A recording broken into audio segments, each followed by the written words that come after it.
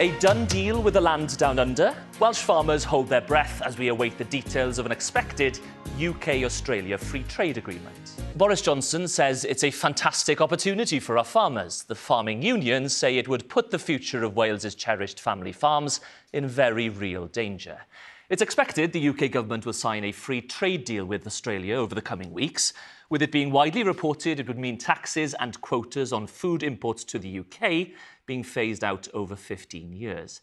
Now, I'm joined now by a panel of our MPs, the Conservative Craig Williams, Plaid Cymru's Parliamentary Leader Liz Saville-Roberts, and Labour's Shadow Minister Anna McMorrin. Bore da, good morning to the three of you. Can I start with you then, Craig Williams?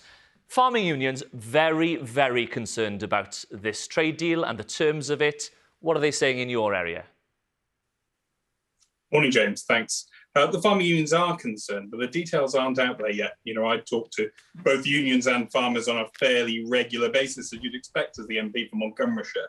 And what they're telling me is I'm getting pushed for a transition, and I agree with that. Any change, any new deal, what we need is a transition to that new environment. So I'm pushing for 10, 15 years. But there is excitement about this is the first FTA we are signing post-Brexit. This is what a lot of people voted for. This is what a lot of farmers voted for to get into new markets. And if you look at the growth of meat consumption in the world, it's going to grow between now and 2050 by about 27, 30%.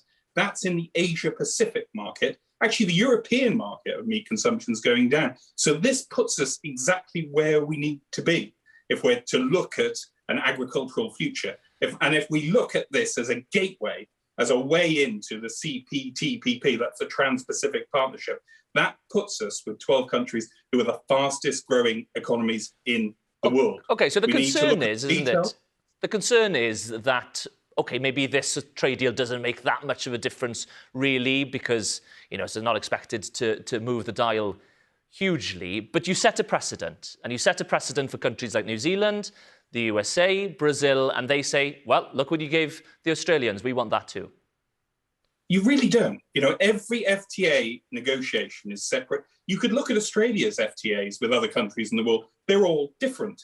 Every FTA negotiation, any negotiation in life you go into, you have your offensive ask and your defensive ask. And those are different depending on the country. And those are different depending on standards. And if you look at the World Organization that looks at animal welfare and standards, Australia's a 5 for 5.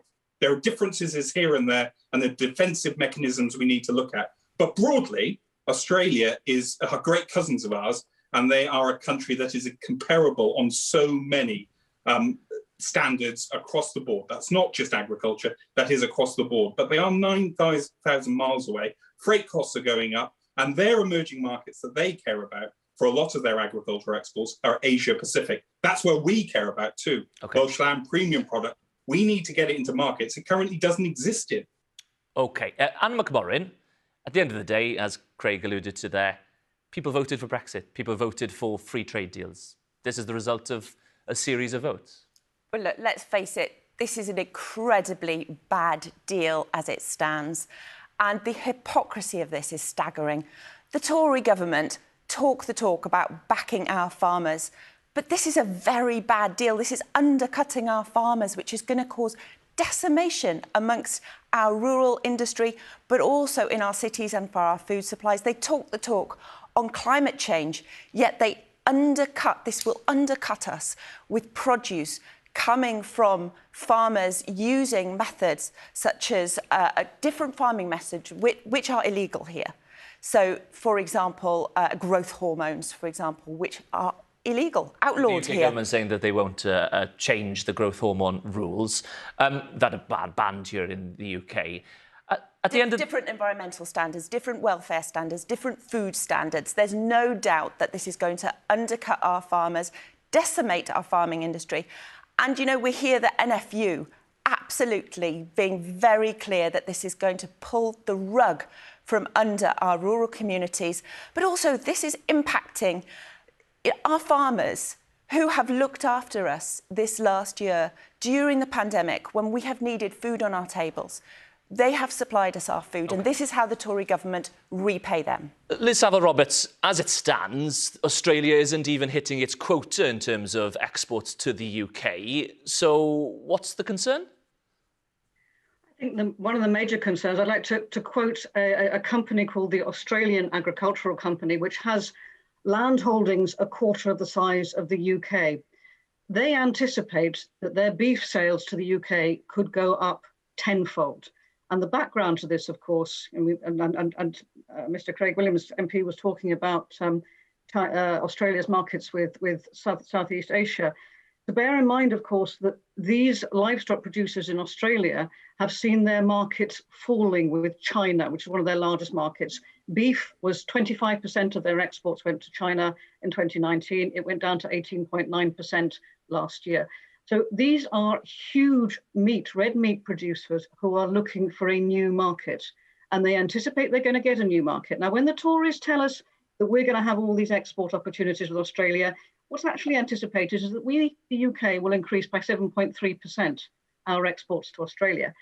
Australia's exports to the UK are anticipated to increase by 83.2%.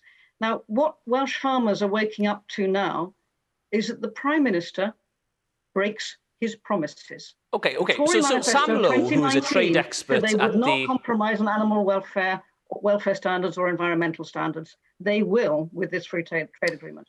Sam Lowe, who's an expert at the Centre for European Reform, for example, saying, actually, this deal is going to have a minimal impact on the market. Well, that's not what the Australian beef producers are anticipating. And if we could come back to look at the welfare standards, the RSPCA are concerned about a number of these. There are way longer travel times allowed in Australia, 48 hours without stops for animals as opposed to 8 hours here. They allow battery cages for chickens, which are illegal here. Increased use of growth hormones for beef, increased use of antibiotics on chicken, and a particularly distressing practice to stop fly strike of cutting the flesh off wool breeds of sheep so that their flesh doesn't allow maggots to grow on them. These are things that we wouldn't permit here. At the same time, we're talking about climate change. There are environmental practices in farms in Australia which would not be permitted here. Okay. We're looking at to set the precedent for new free trade agreements. If we allow this with Australia, then we look towards the States. What will the United States expect of us? I think it really is disingenuous for Craig Williams to say that this doesn't set a precedent, because it obviously does.